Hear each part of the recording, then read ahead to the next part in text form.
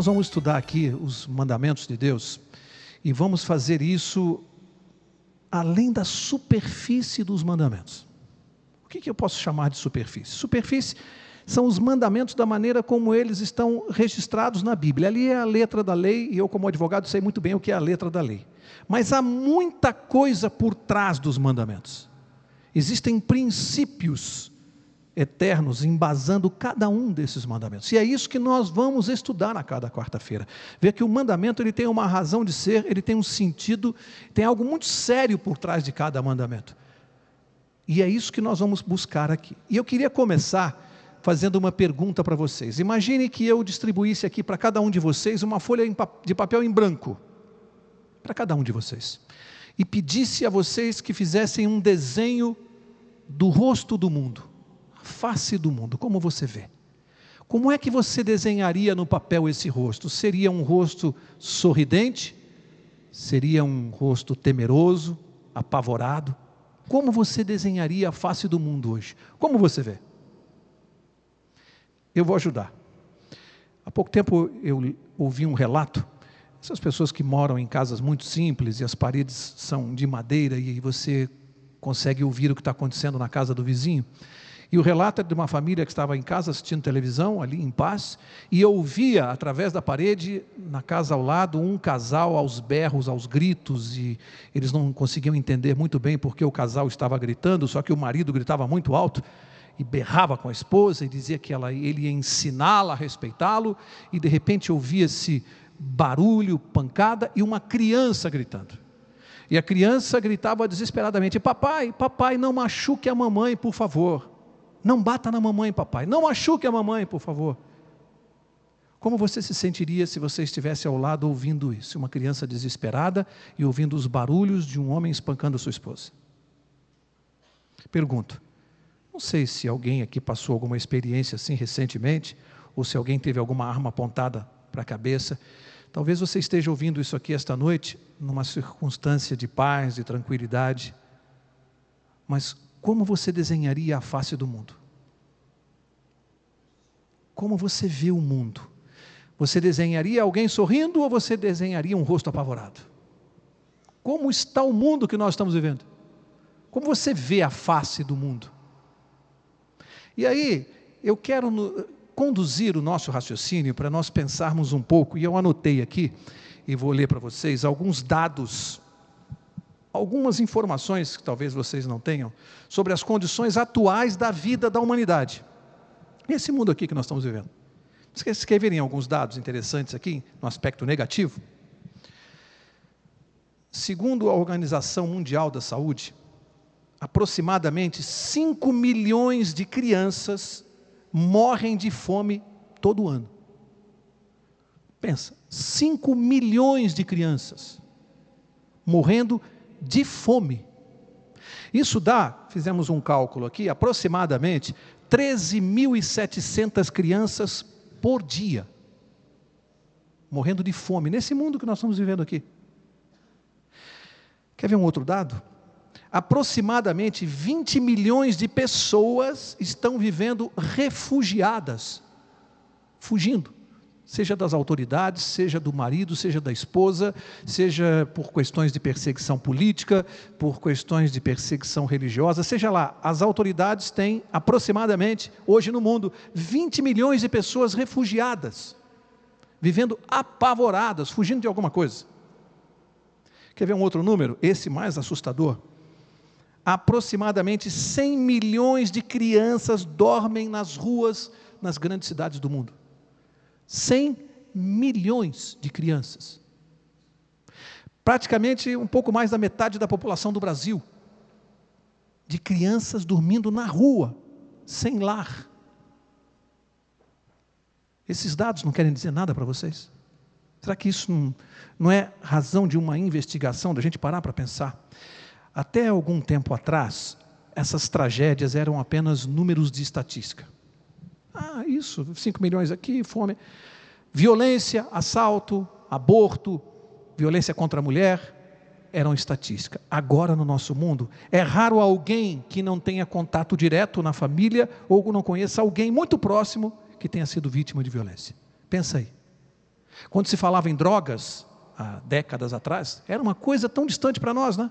Isso era sempre na família dos outros. Hoje é raro uma família que não tenha uma experiência com alguém relacionado com a dependência química. É raro. Pensa aí na sua vida, se você já não conhece alguém da sua família ou muito próximo. Pensa em alguém, se você já não teve na sua família alguém que tenha sido assaltado recentemente. Ou você próprio. Então, a violência hoje, as calamidades, as tragédias, elas já fazem parte da experiência pessoal de cada pessoa. Já é uma experiência pessoal, já não é estatística para nós, essa violência. Quer ver um outro dado? Assuntos como angústia existencial e depressão eram assuntos tratados em livros de filosofia ou conversa de intelectuais, até 3 décadas atrás. Pode fazer a pesquisa, eu fiz. Estes assuntos eram tratados só em níveis de filosofia ou em conversas de intelectuais. Hoje, as clínicas estão lotadas dos profissionais da área de psicologia ou de psiquiatria, lotadas com pessoas que têm, na maioria das vezes, depressão ou angústia existencial. O que está acontecendo com o ser humano? Qual é o problema do ser humano? Angústia e depressão é o que está levando as pessoas para tratamento, porque depressão é doença e séria.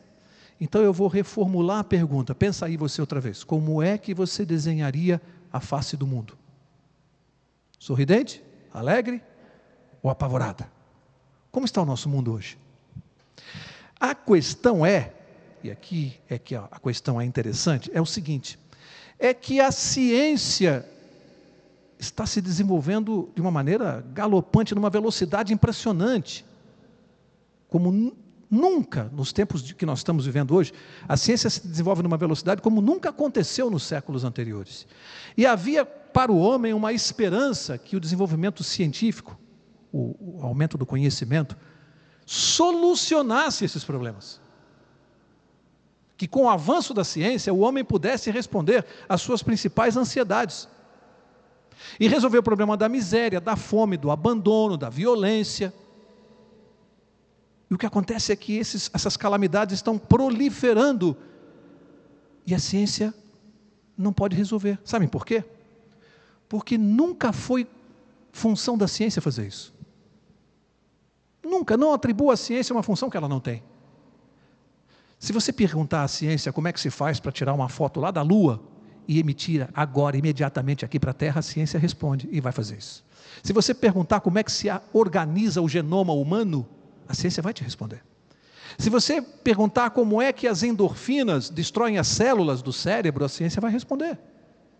Agora, se você perguntar para a ciência como é que resolve as catástrofes da humanidade, os problemas atuais do mundo, a ciência vai dizer o seguinte: ah, meu amigo, esse assunto não é da minha área. Sabe por quê? Porque os principais problemas que o mundo vive hoje não são científicos nem tecnológicos, eles são morais. O grande problema da humanidade, ele é moral. Se fossem problemas científicos, a ciência já tinha resolvido há muito tempo. Mas ela não consegue, porque assunto moral não é da área da ciência, ela se sente impotente, tanto quanto qualquer um de nós, porque nós estamos atônitos, né? Eu não sei você, mas a gente quando olha para frente, tenta pensar no futuro, a gente não consegue imaginar nada para melhor, e a Bíblia, ela é clara nesse sentido, as coisas, elas não vão melhorar não, meu amigo. Segundo as profecias, as coisas vão piorar ainda mais, até a volta de Jesus. O mundo está numa escala descendente, e a ciência fala em evolução. Que coisa incrível. Quando o mundo está em clara involução moral, espiritual. E não tem saída. Isso é profético. Vocês querem ver?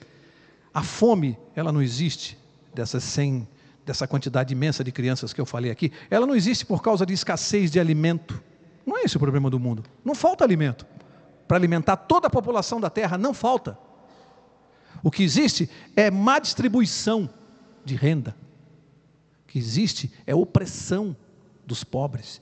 Isso é um problema científico? Isso é um problema moral do ser humano. E a ciência não tem como resolver isso. A violência contra a criança, contra a mulher, o aborto, as drogas, o alcoolismo, os vícios em geral, todas as dependências, a pornografia, tudo isso, a ciência não pode fazer nada para resolver. Pensa aí na sua cabeça, alguma coisa desses problemas da humanidade hoje que a ciência possa resolver. Todos esses problemas são morais.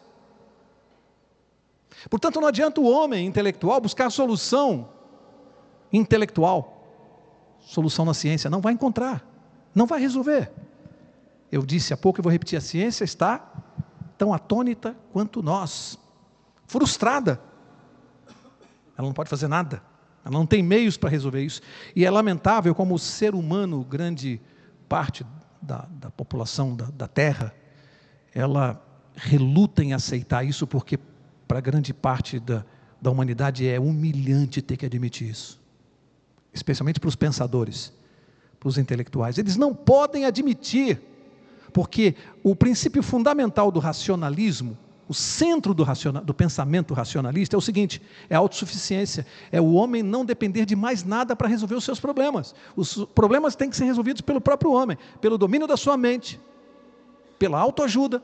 O homem atual, intelectual, não aceita que a solução venha de maneira externa, venha de fora e venha de um ser que ele não conhece, ele não pode tocar, ele não pode ver.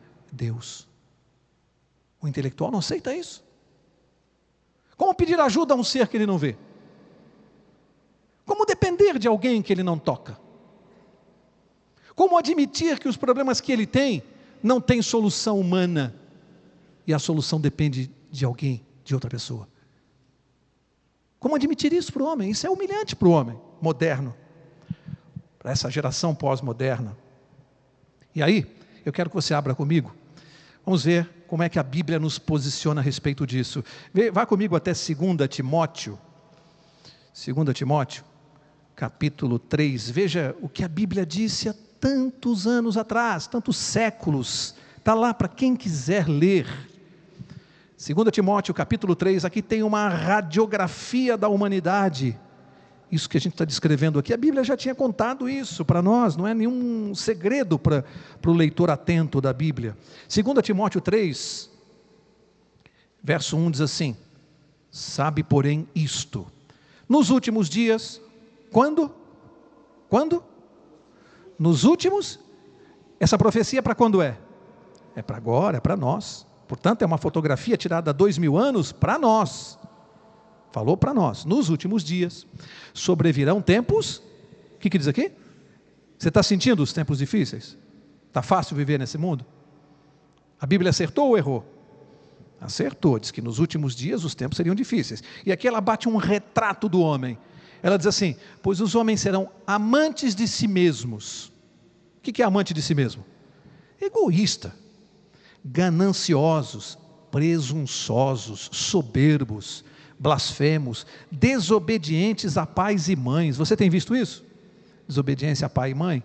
Ingratos, profanos, sem afeição natural, irreconciliáveis, caluniadores, sem domínio de si, cruéis, sem amor para com os bons, traidores, atrevidos, orgulhosos, mais amigos dos prazeres do que amigos de Deus, tendo aparência de piedade, mas negando-lhe o poder.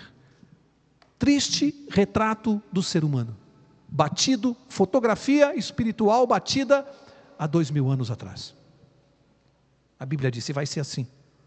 E aí você lê isso aqui, liga a televisão diariamente, assiste os noticiários, e aqui está o retrato do ser humano. Exatamente assim. E o que a ciência pode fazer para mudar isso aqui? Nada. E Deus disse que seria assim. Agora, veja comigo, Romanos capítulo 1, outra declaração bíblica profética, Romanos capítulo 1. Veja como a Bíblia coloca para nós a maneira como o homem moderno iria se relacionar com Deus. E veja se você acha que essa profecia está se cumprindo. Veja o retrato do homem, do intelectual moderno. Romanos 1, olha o verso 21. O verso 21 diz assim: pois tendo conhecido a Deus, não o glorificaram como Deus, nem lhe deram graças, Antes seus raciocínios se tornaram o quê? Fúteis. Seus corações insensatos se obscureceram. Aqui é o verso que eu queria achar. Verso 22 diz assim: dizendo-se sábios, tornaram-se loucos. Você entendeu o que está escrito aqui? Quanto mais o homem se julga inteligente, intelectual, culto, quanto mais ele acha que ele adquire conhecimento pela leitura, pelo estudo, e nós não estamos pregando aqui contra o conhecimento, contra o estudo, lógico que não faríamos isso, mas em matéria espiritual, quanto mais o homem nega a Deus através da cultura, a Bíblia diz que ele se torna um louco. Louco. Isso é profético. E você vê hoje a profecia se cumprindo de que maneira? Nas camadas intelectuais é onde existe o maior grau de ateísmo. Pode fazer a sua pesquisa particular. Quanto mais cultura, menos o homem crê em Deus. Quanto mais leitura, menos quem crê em Deus. E alguém pode pensar, mas Mauro, o que você está pregando? Que para crer em Deus e aceitá-lo tem que ser ignorante? Não. Tem que ser sábio. Sabedoria é diferente de cultura. Cultura é uma coisa, sabedoria é outra. E os intelectuais, que ficam só no nível da sabedoria, do acúmulo de conhecimento, se tornam loucos quando começam. Eles conhecem a Deus, mas não o glorificam como Deus. Loucos. E é isso que nós estamos vendo hoje. Um mundo onde nunca se teve tanta informação e conhecimento. E um mundo que a gente olha e não acredita no que está vendo. A que ponto desceu o ser humano? A que ponto chegou o ser humano? Semana passada nos noticiários, não sei quantos viram isso, a última que eu soube, não vi, me contaram, que parece que em Goiânia, uma moça enfia a faca na barriga de uma mulher grávida e rouba o nenê. A mulher morreu e ela ficou com a criança. Você imaginou isso? Roubar o bebê de uma mulher de 9 meses. Esse é o ser humano que está aqui. Dos nossos tempos, dos tempos difíceis, dos últimos dias. Cruel, como está aqui na Bíblia. Se torna um louco. Impressionante, não é? Olha, a Bíblia já havia previsto isso. E aqui diz, eu li aqui, que os seus raciocínios se tornaram fúteis. É interessante que quando você começa a pregar o Evangelho para uma pessoa, especialmente quando ela tem um grau de cultura, veja, ou é a sabedoria de Deus e o poder do Espírito Santo atua, porque existem muitos intelectuais e pessoas cultas que, por sabedoria de Deus, aceitam Deus e o glorificam como tal. Lógico que sim. Quantas pessoas cultas você conhece que aceitam Jesus como Salvador? Existem muitas também, mas não são a maioria. Mas aquele que não aceita, ele tem um raciocínio fútil, porque ele considera que as coisas de Deus são arcaicas, são envelhecidas, elas limitam o ser humano. E aí alguns dizem assim, Mauro, Deus é um conceito infantil, atrasado. O conceito de Deus é coisa de criança. Você é um homem culto, acredita em Deus? Seus raciocínios se tornaram fúteis. Eu quero dizer para vocês uma coisa, interessante isso aqui. Se nós pudéssemos tirar uma radiografia do nosso coração humano, é fácil você entender que quando Deus nos criou, porque a sabedoria verdadeira nos ensina que nós fomos criados por Deus. Não somos resultado de uma explosão de uma ameba. Olha, precisa ter mais fé para acreditar nisso. Eu prefiro acreditar em Deus, que eu nasci de um Deus que me criou, do que acreditar na teoria da evolução. Mas quando você analisa uma foto do nosso coração, você consegue perceber que Deus colocou 3 camadas distintas no nosso coração. 3 camadas, 3 departamentos, compartimentos diferentes. O primeiro nós podemos chamar, é aquele onde ele coloca os anseios reais, os anseios pelas coisas. Todo ser humano tem desejo por coisas, isso é natural. Quem é que não gosta de ver um sapato bonito e colocar? Quem não gosta de uma roupa bonita? Quem não gosta de comprar uma coisa, de ter coisas bonitas? Isso não é errado não, gente. Deus colocou em nós o desejo pelas coisas. As coisas nos atraem.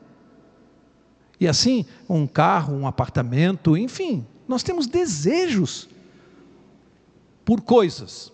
Aí tem um segundo compartimento do nosso coração, onde Deus colocou o desejo por pessoas, onde está a área dos relacionamentos. Todo ser humano, para ser feliz, ele tem que preencher a área do relacionamento. Você precisa ser amado e amar.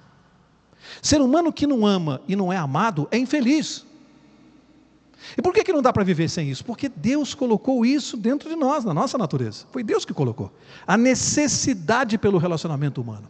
A necessidade de ser aceito, de ser admirado, de ser amado.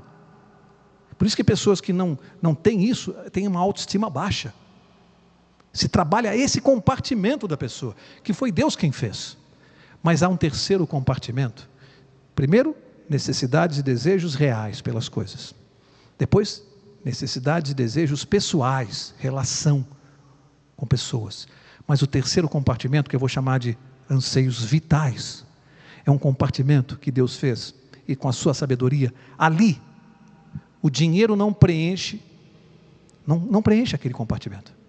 As pessoas não preenchem, fama não preenche, poder não preenche, nada. É uma casinha que Ele fez para ele morar. Os anseios mais fundamentais do ser humano. É o que dá razão de ser para a vida. O que preenche o vazio da existência. O Deus fez dentro de nós um lugar que só Ele pode preencher. O ser humano que não consegue preencher esse compartimento, ele é profundamente infeliz. Mesmo que ele não tenha consciência dessa necessidade. Ainda que ele não tenha consciência. Ele vai entrar em depressão, ele vai ter crise existencial, porque há dentro dele um compartimento não preenchido que Deus fez para morar. Nada que você coloque naquela casinha vai resolver o problema. Como é que eu tenho certeza? Você também conhece. Você conhece gente rica, poderosa, famosa, bonita, que se suicida? O que explica isso? Aquele compartimento sem Deus. Deprime, leva à vontade de morrer, leva ao suicídio. Só Deus pode resolver aquilo. É um lugar que Ele fez para ele morar. O ser humano tem necessidade de resolver isso, ainda que ele não tenha consciência dessa necessidade. Eu tenho aqui uma ilustração que tem a ver com a vida de todos nós. Normalmente, nós dedicamos talvez a maior parte do nosso tempo, do nosso dia, grande parte das pessoas, para resolver as questões que nós vamos chamar de negócios, né? É ganhar dinheiro, conquistar coisas, comprar coisas, casar, vender, enfim, vamos chamar de negócios. Está aqui. Então as pessoas às vezes começam por aqui, desde que acordam a sua prioridade está aqui.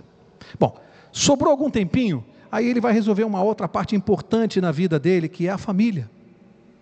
As pessoas precisam voltar para casa, ter um teto, ter quem goste da gente, quem cuide da gente quando a gente tem necessidade de carinho, de colo. A família é fundamental na vida de uma pessoa que não tem família, ela é infeliz. Deus criou a família é uma instituição divina, através do casamento.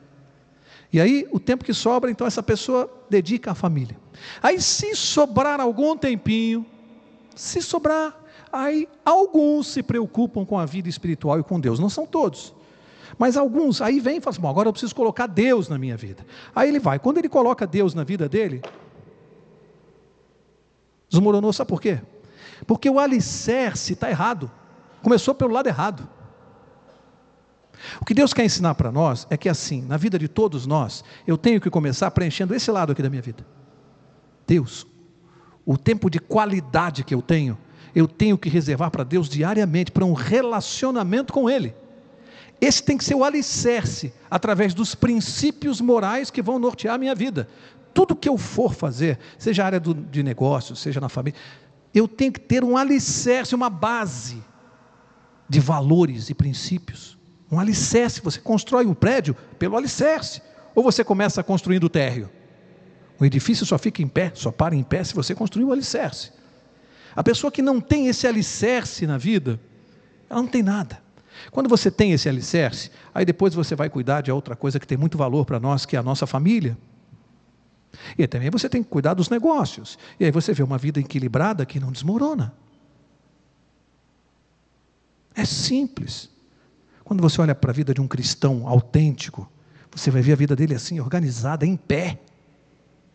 Agora você olha para pessoas com a vida desmoronada, você vai ver por quê? A base está errada. O alicerce está errado. Nós temos que dedicar mais tempo para o alicerce na nossa vida. É isso que nós estamos fazendo. É isso que essa série aqui se propõe. Fazer com que nós meditemos, conforme foi feito aqui. O pastor mencionou muito bem na introdução. Devemos meditar dia e noite na lei do Senhor. Porque é o alicerce da nossa vida. Olha, interessante, até agora eu falei do problema. Agora, para começar a encerrar, vou falar da solução. Porque eu não vim aqui só para apresentar problema. Agora vamos falar da solução, segunda parte. Solução de toda essa tragédia que a gente viu até agora. Tem solução? Tem, claro que tem. E é interessante, eu não sei se alguém já teve essa oportunidade. Se você visitar a sala de audiências da Suprema Corte em Washington, Tribunal de Justiça lá de Washington, nos Estados Unidos, você vai ver no teto, existem várias pinturas, figuras desenhadas no teto do Tribunal de Justiça. E dentre estas figuras, você vai ver lá um personagem com 2 tábuas na sua mão direita. Você sabe quem é? Moisés e os 10? Por que isso é importante no Tribunal de Justiça de Washington? Quer dizer alguma coisa isso para você? Quando você entra num tribunal de justiça humano e vê lá o símbolo principal da lei de Deus, acima, no teto, acima da lei dos homens. Porque os Estados Unidos é um país com tradição protestante. O que nos faz meditar é que aquelas gerações, quando construíram aquele edifício, que já tem muitas décadas, eu não sei quantas, mas é muito antigo o edifício, aquelas gerações não tinham vergonha de admitir isso e de assumir isso, o lugar da lei de Deus acima. As gerações modernas têm vergonha, provavelmente em prédios públicos hoje, nos tribunais de São Paulo, provavelmente mandassem remover aquilo, pintar aquilo. Porque o ser humano de hoje, ele tem vergonha, ele é arrogante, tem vergonha de admitir e vai dizer que aquela é uma lei velha, antiga, que não tem mais nada a ver conosco. Será que não? Será que não tem nada? Eu queria falar um pouquinho sobre lei. Interessante isso, uma noção. Quando se fala em lei, por isso que algumas pessoas, quando a gente fala assim, lei de Deus, há uma certa dificuldade. Porque quando se fala em lei, há uma noção equivocada dessa palavra. Porque a primeira ideia que vem na mente das pessoas, no conceito de lei, é um conceito equivocado de alguma coisa que é resultado de uma imposição, controle, autoritarismo. É essa visão que as pessoas têm de lei. Então, é alguém impondo para eu fazer alguma coisa na minha vida, que eu não quero fazer. Esse é um conceito equivocado. Querem ver um outro conceito? Relacionam, quando se fala na lei de Deus, bom, mas vem de uma autoridade superior que tem poder para impor regras. E eu não quero ninguém impondo regras para a minha vida. Na minha vida, eu imponho as regras. Muita gente que pensa assim. Ou então aquele conceito que vem emprestado lá dos gregos, que é o conceito da lei relativa. Não, o que é isso? A lei, ela tem uma validade relativa, porque, segundo os gregos pensavam assim, a lei dependia muito dos costumes. E isso veio até hoje para a nossa cultura moderna, porque assim, no Brasil, por exemplo, as mulheres podem andar vestidas do jeito que quiserem. Mas quando você vê aí na novela, nos países muçulmanos, lá é lei que a mulher tem que esconder o corpo. Isso é costume. Então, tem algumas coisas que valem no Brasil, não valem, por exemplo, na África. Então tem gente que acha que lei tem um conceito relativo, ou seja, isso que os cristãos fazem já não se faz mais, porque os costumes de hoje mudaram. Percebem como esse conceito afeta o raciocínio das pessoas? Valia no passado, mas não vale mais para mim. Por que isso afeta? Afeta porque alguns dizem assim, virgindade?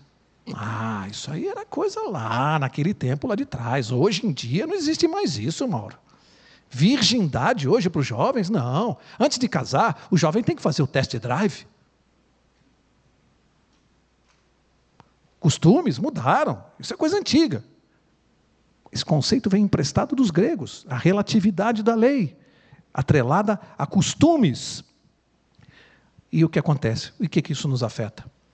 É que muitos creem em Deus, mas isso não afeta a sua vida. Se você for fazer uma pesquisa na Praça da Sé e perguntar, talvez 90% das pessoas que você entrevistar e fizer a pergunta, você crê em Deus? Eu acho que mais de 90% das pessoas vão responder que sim. Você não acredita nisso? Você crê em Deus? Eu acho que mais de 90% vai dizer, eu creio. Mais. E por que o mundo está assim? Porque as pessoas creem em Deus, mas isso não afeta as suas vidas. não muda nada. Olha o perigo. Quando crer em Deus deveria modificar a vida das pessoas, devia nos tornar pessoas melhores. E aí chegamos onde eu queria chegar. É o conceito bíblico de lei, que isso é que faz diferença. O conceito bíblico. Até agora nós vimos uma noção equivocada. Mas quando você vai à Bíblia, você vai encontrar uma palavra hebraica para traduzir lei. Alguém sabe que palavra é essa? Que aparece lá? Torá. A Torá é a lei. Só que quando você vai ver o que significa a tradução da palavra Torá, você sabe como é traduzido Torá? Qual é a verdadeira tradução da Torá? A Torá quer dizer instruções, orientações, é isso que Torá quer dizer. Portanto, quando o israelita lê aquilo, ou lia, ele lia assim, as instruções de Deus, as orientações de Deus, mudam o enfoque? Perde aquela pecha de autoritarismo? Na verdade, o que a Bíblia fala são instruções de Deus, isso é que é a lei de Deus. São as suas instruções, as suas orientações para nós. E por que é importante isso? Por quê? Você quando compra um aparelho, vamos imaginar que você vai comprar ali uma TV de plasma. Chega em casa, você vai ligar a TV, antes, as pessoas que são conscientes têm que fazer o quê? Ler o manual de instruções, para você evitar de fazer uma ligação errada e queimar o aparelho. Aí você vai lá, o fabricante, aquele que construiu o aparelho, ele vai dizer assim, olha, você tem que mudar a chave. Os atuais são modernos, eles já fazem automaticamente a mudança da rede elétrica, né? 120 ou 210. Os antigos você tinha que mudar a chave. Porque se você ligar um aparelho 110 numa tomada 220, você vai queimar o aparelho, ou vice-versa. Aí diz assim, você tem que conectar os cabos no aparelho para funcionar, o seu DVD, conectar os cabos. Aí diz assim, você tem que conectar a antena para vir a imagem. Você não pode deixar cair água dentro do aparelho. E por fim, diz assim, não esqueça de ligar o aparelho na tomada, né? Para ele funcionar. Agora imagine o seguinte, eu compro a TV e digo assim, não admito que ninguém mande nem me imponha regras. Eu comprei a TV, ela é minha, eu faço o que eu quiser com ela. Aí você põe lá a TV em cima da mesa, você não liga cabo nenhum, não liga a antena, e dá uns tapas nela e fala assim, vem imagem, vem. Funciona? Vai funcionar? Por que não funciona? Porque quem construiu disse como é que tem que funcionar. Quando Deus nos criou, Ele tem um manual de instruções que é esse aqui. A sua lei, as suas instruções, as suas orientações, é para dizer como é que nós vamos funcionar melhor. Então Ele diz assim, faz isso, faz aquilo, não usa álcool. É a mesma coisa que dizer, não joga água dentro da televisão, não põe álcool no seu estômago, não fuma. Você consegue entender que é tão simples isso? Deus dizendo como funciona melhor. Agora, se você fumar, desobedecer leis de alimentação e leis morais, não venha culpar Deus por aquilo que está acontecendo na tua vida, pelo seu mau funcionamento. Não culpe a Deus. Deus lá de cima está dizendo assim, você quer ser feliz? Alguém aqui responderia que não?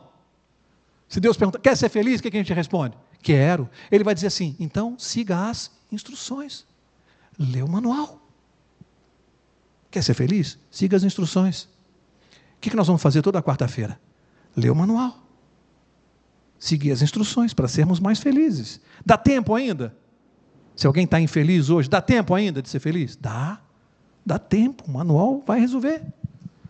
Siga as instruções, é isso que Deus está dizendo, e o ser humano parece que não consegue entender isso. Agora, para encerrar, vamos para o Salmo 1, e nele nós temos que tirar uma lição muito importante para a nossa vida. Salmo 1, para começar a encerrar aqui. Salmo 1, eu quero ler do verso 1 ao 3. Salmo de 1 a 3. Qual o objetivo, dessas instruções de Deus? Qual o objetivo da lei de Deus para nós? Já que hoje em dia se questiona tanto se nós devemos guardá-la ou não. Mas antes de responder se devemos ou não, vamos ver o objetivo dela. E aí você decide se você deve guardar ou não. Vamos ver qual foi o objetivo? O Salmo 1 dá pelo menos 2 objetivos fundamentais. Pelo menos 2, tem mais. Mas 2 fundamentais, diz assim, bem-aventurado o homem para aqui. O que é bem-aventurado? Feliz.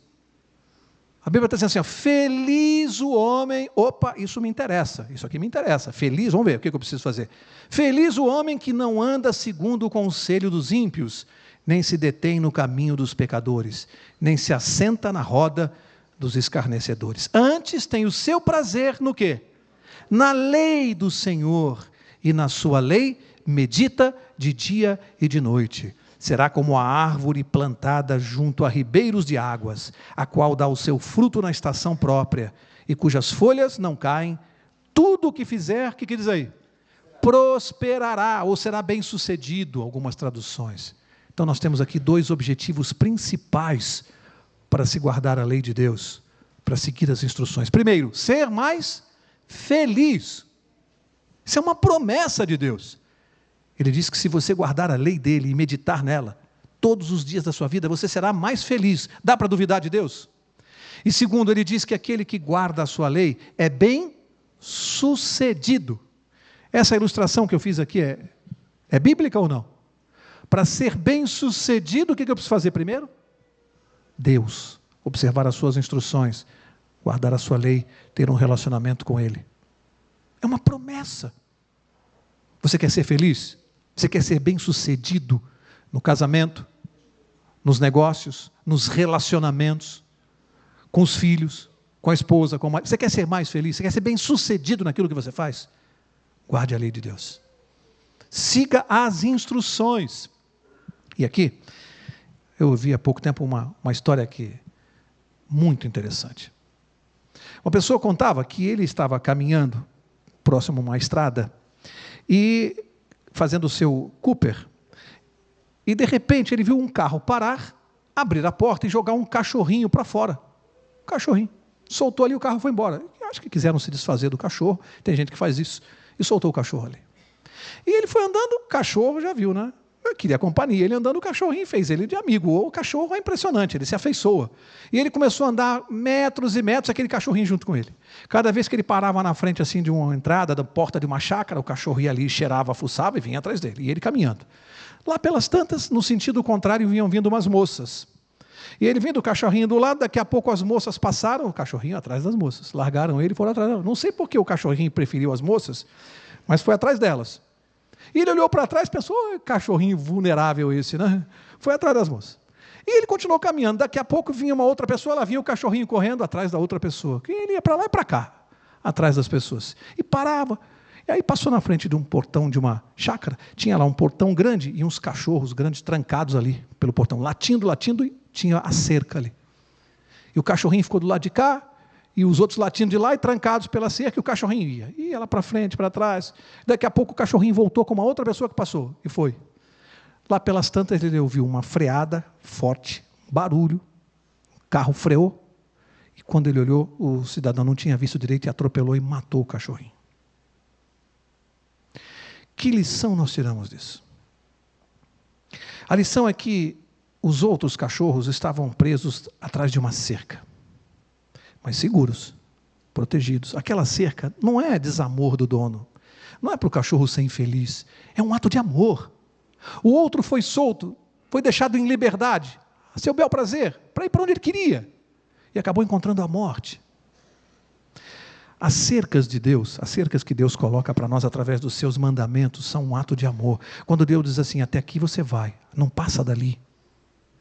Cuidado, Deus está protegendo a nossa vida. Às vezes, aqueles que olham para as cercas e pensam, imaginam, têm a ilusão que por trás da cerca possa haver liberdade e felicidade. Ilusão. Por trás da cerca existe morte, e Deus quer evitar isso.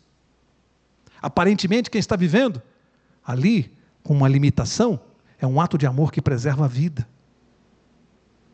E eu, ao ouvir essa história, fiquei pensando em fazer essa aplicação, porque é muito importante nós entendermos os nãos de Deus, os nãos, as cercas que Deus coloca. Você vai a um zoológico, tem lá o leão.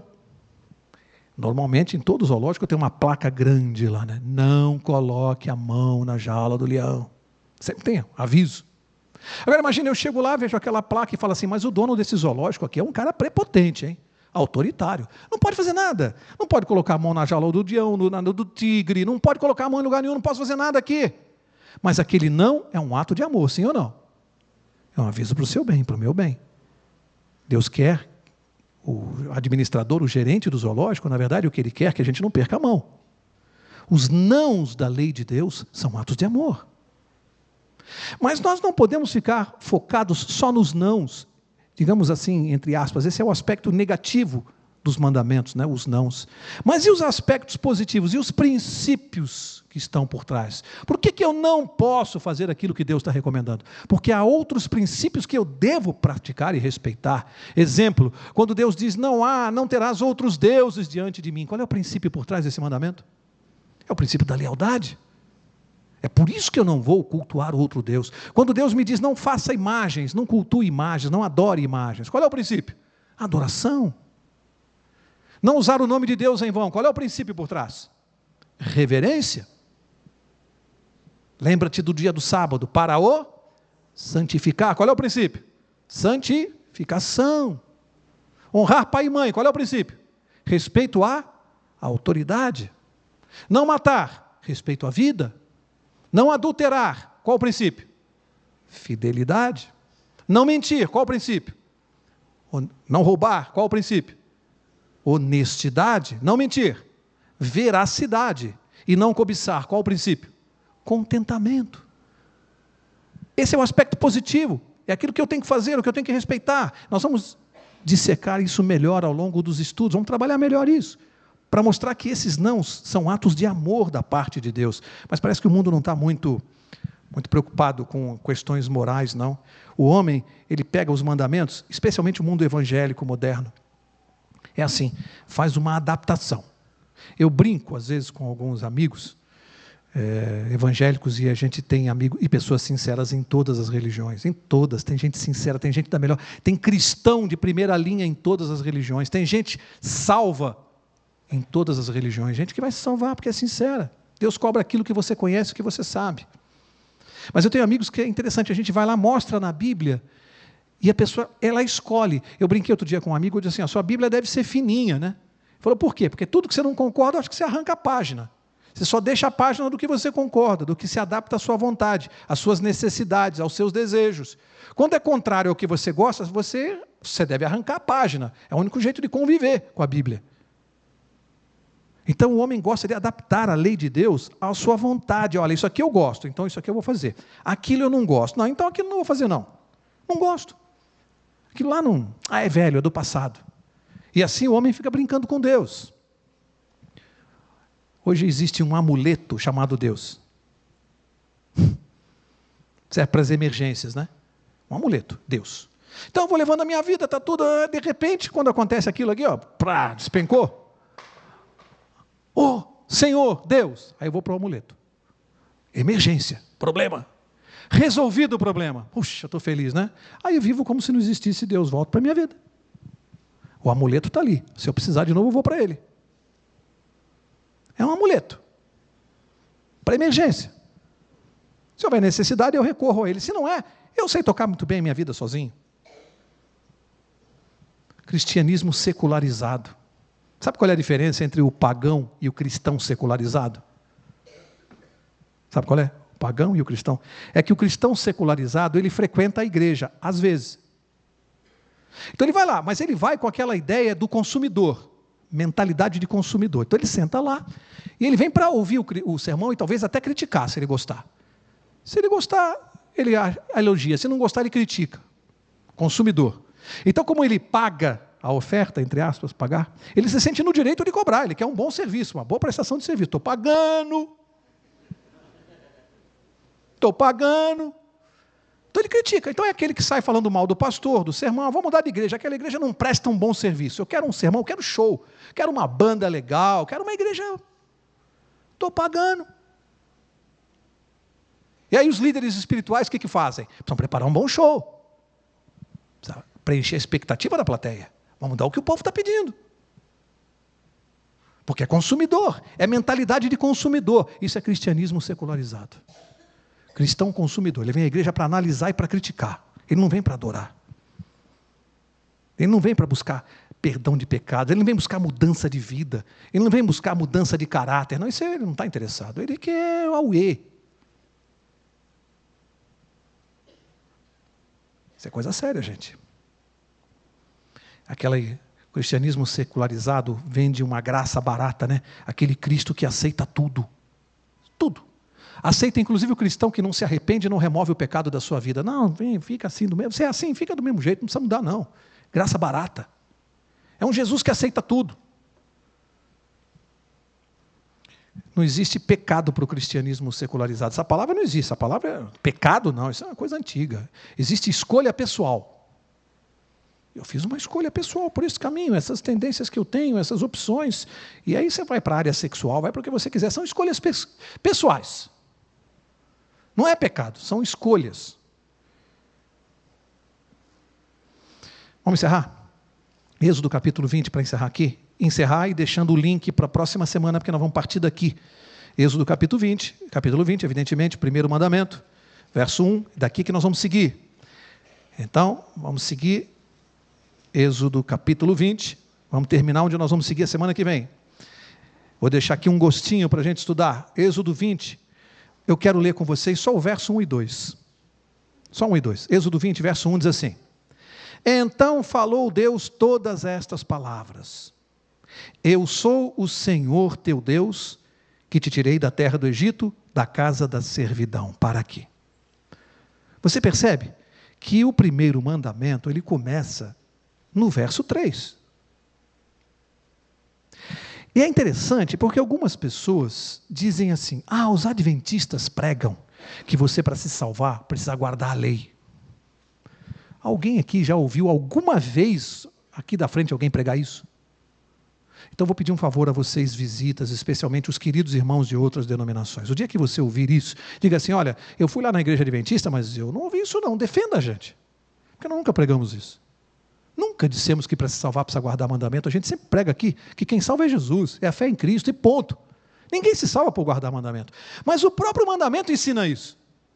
Porque antes de dizer os 10 mandamentos, Deus começa dizendo assim: eu sou o Senhor teu Deus, que te tirei da terra do Egito, da casa da servidão. E aqui tem uma coisa para a gente entender. Porque Egito na Bíblia, ele é sinônimo de quê? Símbolo de quê? Pecado, tanto que fala da casa da servidão do pecado. Deus tirou aquele povo escravizado como símbolo do ser humano escravizado do pecado. Deus foi lá e deu a graça. A graça salvou aquele povo, graça. Depois ele fala em obediência. Olha, eu te salvei, eu te tirei do pecado. Então, por causa disso, por isso, guarda os mandamentos que eu vou te dizer a partir de agora. Primeiro Deus fala em graça, depois ele fala em obediência. Aqui não disse assim, Deus não falou assim, não é uma graça condicional. Ele não chegou e disse assim: olha, se vocês guardarem estes mandamentos aqui, olha, não terás outros deuses diante de mim, não faça. Ele não disse assim: se vocês fizerem isso, eu vou tirá-los da casa da servidão. É assim que está escrito aqui? Ele condicionou? Ele mandou alguém guardar a lei para se salvar? Não. Deus primeiro deu a graça, a salvação. Depois ele falou em obediência. Mas o que eu aprendo? É que depois que ele me livra do pecado, ele me mandou fazer o quê? Guardar os mandamentos. Ele disse quais são. Já que você está salvo, Mauro, já que eu te libertei da escravidão do pecado, então siga as instruções para você se manter salvo. É isso que essa igreja ensina. É isso que a Bíblia ensina. É isso que está no mandamento. É assim que começa o mandamento. Deus, primeiro ele nos salva. Primeiro, depois ele fala em obediência. Primeiro a graça, depois a obediência. É isso que nós ensinamos. Eu quero encerrar do jeito que eu gosto, sempre com alguma história que a gente possa levar para casa. O fazendeiro tinha 2 cavalos. Um cavalo, você ficava observando e percebia que ele era estranho. E com o tempo você percebia que ele era cego. Vagueava assim, vagava. E havia um outro cavalo com um sininho no pescoço. E aí dava para entender por quê. Interessante é que o fazendeiro não se desfez dos 2 cavalos porque um tinha um defeito. Ele colocou um outro, mais jovem, com um sininho, para guiar o que era cego, porque o cego ouvia o barulho do sininho do outro e ele seguia o outro pelo barulho. Passeavam, iam se alimentar. E o que tinha um sininho, ele andava, daqui a pouco ele parava e ficava olhando para trás para esperar o cego chegar, porque ele vinha pelo barulho. Ele guiava o outro. E assim eles passavam o dia inteiro. Chegavam no final da tarde para voltar para o estábulo. O cego vinha pelo barulho do sininho. E assim os 2 o tempo todo. Olha que coisa linda. Um guiava e o outro seguia. Que lição eu tiro disso, hein? Sabe que Deus não se desfez de nós só porque nós temos defeitos. Deus sempre coloca na nossa vida alguém com um sininho para nos guiar. Às vezes nós somos o cavalo cego, às vezes nós somos o que guia.